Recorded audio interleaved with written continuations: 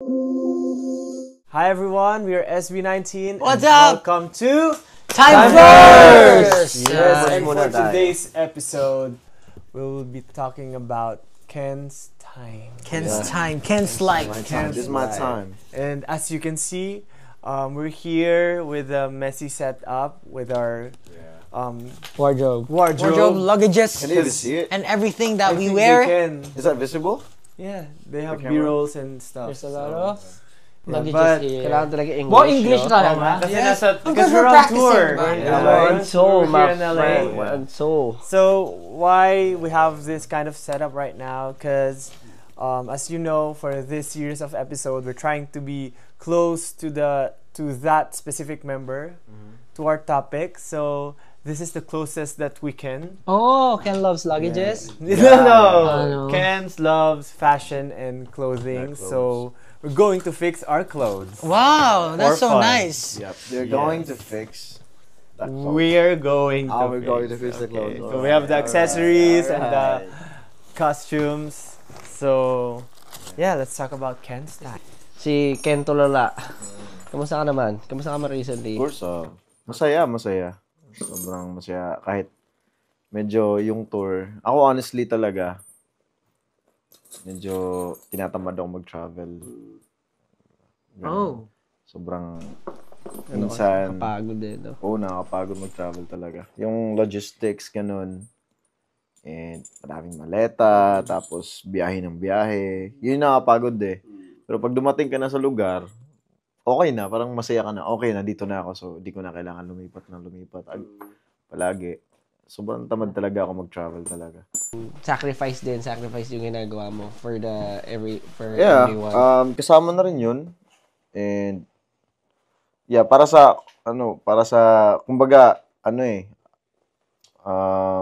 gaya ng interview natin kanina, di ba? Tsaka letting go din, eh, no? Ganun talaga. Letting go. Yung trust, tapos, nagkakaroon na tayo ng communication na better talaga compared before, and understanding.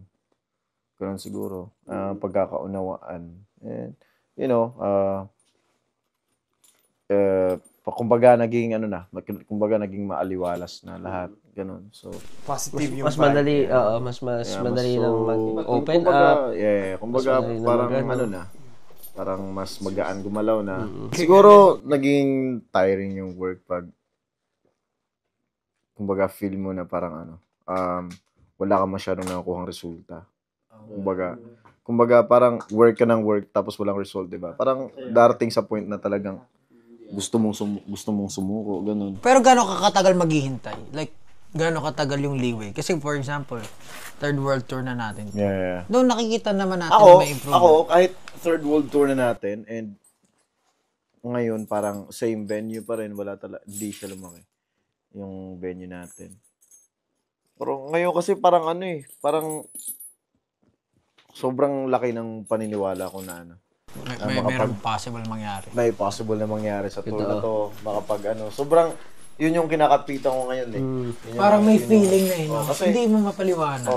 parang yun yung nakikita ko sa isip ko na pag nabigyan lang talaga kami ng pagkakataon dito na makapag-perform dito, talagang ang nasa isip, wawasakin ko talaga yung stage na yun, sinasabi. Hindi na makapag-perform yung susunod. Legit, diba? Alam mo yung ganun, alam mo yung nakapag tayo, nag-Hito Awards tayo. Ayo. As in, talagang Iba yun yung energy nun. malalagutan ako ng hininga, as in. Sabi ko, Grabe yun. Hindi, pero Sabi ko totoo, di ba? oh, Parang, grabe to ah. hindi naman sa dinadaya natin. Kumbaga, syempre, every time we perform on stage, like for example, Bicol Loco, binigay naman natin din yung best natin. Pero, somehow, kapag nasa ibang bansa ka at hindi mo kakilala yung mga tao, parang Sobrang gusto mong patunayan yung sarili mo. No? Oo, yun. may yun. May pinapatunayan ka kasi, oy, ganito kami. Kumbaga, papakita ko sa iyo kung what we're made of. Ganito kaming klase ng artist. Parang, yun nga. Gusto mo pasikat. Yun yung nagbibigay ng energy sa iyo eh. Tapos, grabe talaga yung na yun. Kasi malalagutan ako ng hininga. Oh. So, Kita ko nga yung mo song rin. pa lang to ah. Grabe na. Yung time na ginugugol natin sa tour, for you, worth it siya? Or, anong nakikita mo? I think so. No. I think worth it siya. Kahit parang nung una parang Ang dami kasi. yung medyo sakripisyo nga to, medyo kasi alam naman natin lahat, di ba, na hindi talaga ganun ka. Pero yung paniniwala ko na US nandito yung lahat ng artist, kumbaga Yung titira pinaka-mature, sila dito kasi nandito yung pinaka matured market yung market sobrang laki ng dito so opportunity. kumbaga yun na rin yun kasi nag-artist ka nga kasi gusto mo di ba? Gusto mo sumikat o gusto mo ma-penetrate yung na bigger audience. Totoo. Paano mo napapag-decidean yung mga ganung bagay na? Ayaw nyo lang talaga pumasok. Diba? Kailangan ko na siguro magkaroon ng dahilan. una sa lahat, naniniwala ako sa sarili ko.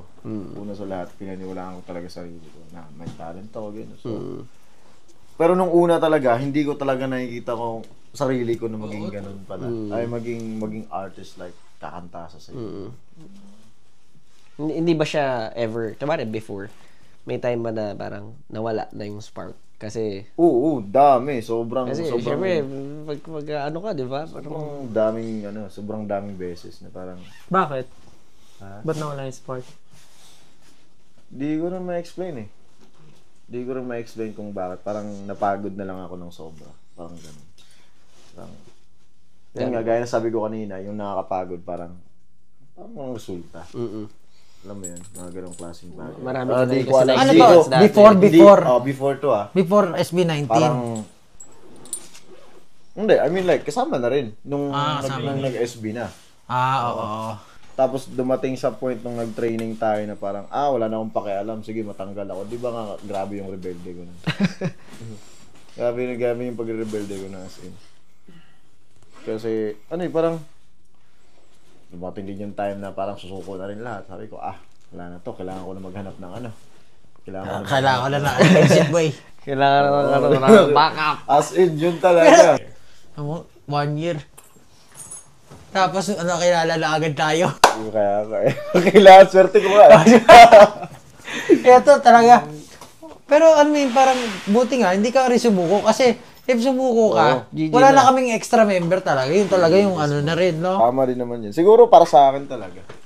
Para sa akin din talaga yung spot na yun. So, intindihan na natin yung isa't isa, binibigyan Siguro, natin ng space din. May mga panahon talaga na kahit yung isang tao, kahit ilang beses mo pagsabihan, hindi niya talaga nagigets. Tsaka kailangan. Time talaga. Time will tell. Masyadong, hindi ko masyadong binibigyan ng, kumbaga, pinipressure, dinadagdagan yung, like, dapat kasi, ganyan, alam mo yun. Hayaan mo, ma-realize na rin yung pagdating ng panahon. Well, ang nakakatakot lang doon, what if, Too late. it is too late bago mo ma-realize lahat. So, magsisisi ka, and maawa ka rin sa kanya kasi, di ba?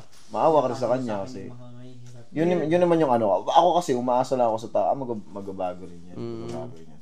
Kailangan niya lang ma-realize yung mga bagay-bagay. And, hindi rin ako yung tipo ng tao na ituturo sa'yo kung ano yung way.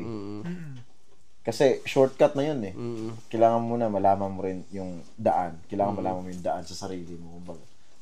Kumbaga, tatayo ka sa sarili mo pa, diba? Para ba may tamang timing din yan, di ba? Para sa certain situation, bago mo mapasabi sa tao, para ma-realize niya na, ito yung katulad ng sinasabi ko, ito yung mangyayari kapag hindi mo ginawa yun. Kahit anong sabi mo, kung hindi mo niya marirealize sa sarili niya, hindi siya magbabago. Hindi talaga kahit anong pilit mo.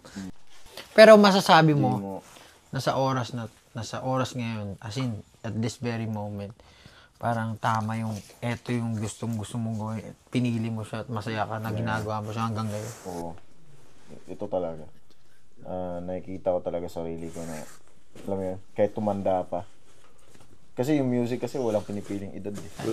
Sa mga nangyayari, alam mo, ngayon ka lang nag-open up kasi ng ganito Hindi ka naman siya nag-open up sa amin Hindi ako, lalo na pag personal life ko. Parang, as in, ever since Para sa Hindi mo podcast talaga siya- natin, pre.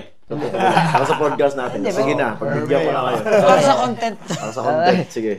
So, parang yun lang. Is it, how can you share bakit,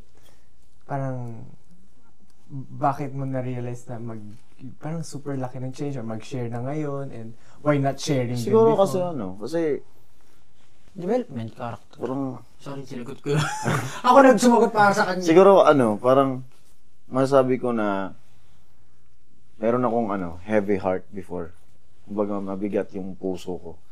And through time, parang madaming Time heals. madaming mga bagay na nagpapabigat ng puso ko na ayoko gumalaw, ayoko May gumawa naalala. ng something na progressive na bagay. So parang face talaga siya na kailangan pagdaanan. Tama. So, dumaan din ako sa ganyan. Na parang pinipilit ko naman pinipilit ko magbago para sa ibang tao. Para sa expectation ng ibang tao para sa akin.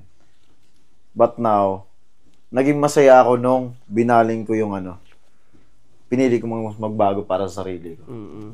Parang mas sumaya ako dahil sa dun. So, doon ko na-realize na parang hindi ka sasaya pag, it's not real happiness pag magbabago ka para ma-met mo yung Yung gusto ng iba. Ang tunay na para kasiyahan maging picture talaga. perfect ka sa mata nila. So, parang ganun. So, Yes. siguro yun yung masasabi ko na realization na talagang na naging ang sobrang saya ko na gusto ko magbago para sa sarili ko. Ganun. Pinalaki. It's not hard to put yourself out there, kung mag-shell out ka. Kaya props sa pag mo ngayon, Props, fist bump. peace bump. Hindi, pero promise props sa pag-share mo kasi nakakagulat din yan. Kaya, Perfect episode to. Thank you Actually, so much. sige, go. Actually, may face na may face din na parang, sige, okay na sa akin na ma-misunderstood, ganun. Nakakapagod mag-explain. Nakapagod mag-explain, so I'm just like, Nakakapagod shut up. mag- So, sige, okay na ako. Parang, Bahala kayo kung anong gusto nyo isipin. bahala kayo kung anong gusto isipin. Basta kilala ko yung sarili ko. You know? May ganun din pala. May ganung face din pala. It's normal. It's normal. Kapagod nga naman talaga mag-explain pa pag Different lalo na sa status natin. Yung kapagod nga talaga. Gulo-gulo nang nangyayari sa Hindi naman atin. kailangan lagi magsabihin pa kung ano yung ano. Yes, so thank you so much guys for watching our podcast episode talking about Ken's time. So we hope that you learned a lot and mas nakilala nyo kami through this series of episodes. So thank you so much. Until the next time, kay Josh naman tayo. So thank you so much guys. Thanks, Bye guys. bye.